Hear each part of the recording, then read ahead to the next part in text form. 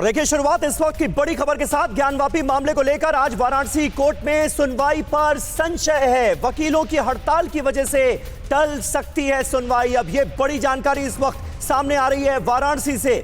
नंदी के सामने वाली दीवार गिराने की याचिका पर आज सुनवाई होनी थी। याचिका में दीवार गिराकर सर्वे कराने की मांग की गई है और माना यह जा रहा था कि आज इस मसले को लेकर सुनवाई होगी, लेकिन अब ऐसा लग रहा है कि सुनवाई नहीं हो पाएगी। वकीलों की स्ट्राइक जो है, वकीलों की हड़ताल को इसका रीजन बताया जा रहा है। वाराणसी की 3 महिलाओं ने कोर्ट से दरअसल ये अपील की है, ज्ञानवापी के वजूखाने की मछलियों को संरक्षित करने पर भी सुनवाई होनी है।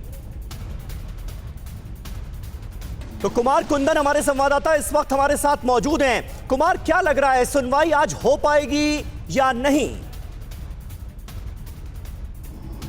देखिए समीर, थोड़ा संशय जरूर है, लेकिन मुझे ऐसा लगता है कि सुनवाई संभवतः हो जाए। उसकी वजह यह है कि वकीलों की सांकेतिक हड़ताल है। अच्छा। लेकिन इस बीच जो वादी पक्ष के वकील हैं वो बनारस बार एसोसिएशन को एक पत्र लिख रहे हैं और उस पत्र में इस बात की मांग कर रहे हैं कि चूंकि ज्ञानवापी का जो मसला है वो बेहद ही अहम मसला है, बहुत ही सेंसिटिव मसला है और बहुत ही ज़रूरी है, इसलिए कम से कम ज्ञानवापी वाले मसले पर सुनवाई होने दिया जाए और इसके लिए वकीलों को कोर्ट में जाने की इजाज़त दी जाए।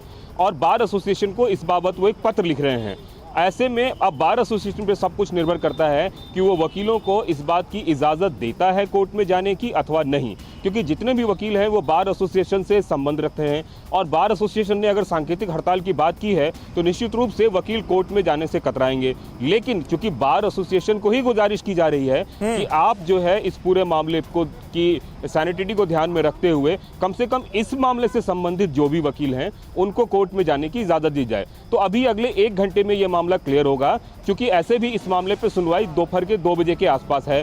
तब तक जो है जो भी डस्ट है वो क्लियर हो चुका होगा कि कोर्ट में वकील जाएंगे या नहीं जाएंगे। लेकिन हाँ, ये ज़रूर है कि सांकेतिक हड़ताल से पहली नज़र में ये देखने को मिल रहा है कि आज इस मामले में सुनवाई नहीं हो पाएगी। दूसरी तरफ जो कोर्ट कमिश्नर है विशाल सिंह, उनसे हमारी बात हुई। उनका साफ कहना था कर दीजिए, क्योंकि कल सुप्रीम कोर्ट ने ये साफ कर दिया कि नमाजी यहां पर नमाज अदा कर सकेंगे। अब वजू वाली जो जगह है वहां पर शिवलिंग मिलने का दावा वादी पक्ष की तरफ से किया गया है, तो क्या वहां पर वजू होगा? नमाज जैसे अदा की जाती थी मस्जिद के अंदर वैसे अदा की जाएगी? आज सुबह क्या हुआ, इसके बारे में अगर आप बता सकें तो।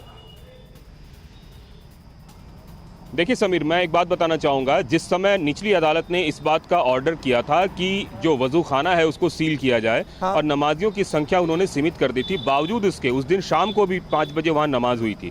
नमाज बंद नहीं हुई थी, वहाँ नमाज में लोगों की संख्या सीमित हो गई थी। सुप्रीम कोर्ट ने जो आदेश दिया है उसमें उन्होंने नमाजियों की संख्या को अनिश्चित कर दिया है। अनिश्चित से मेरा मतलब उन्होंने कोई संख्या निश्चित नहीं किया है। ऐसे में नमाज बंद नहीं हुआ है, ये तय है।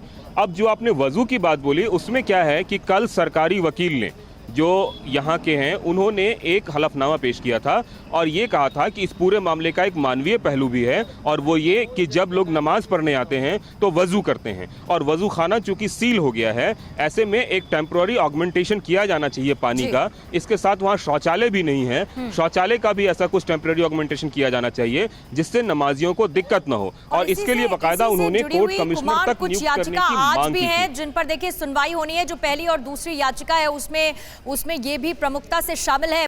परवाह देश की, सोमवार से शुक्रवार रात 10 बजे TV9 भारतवर्ष पर।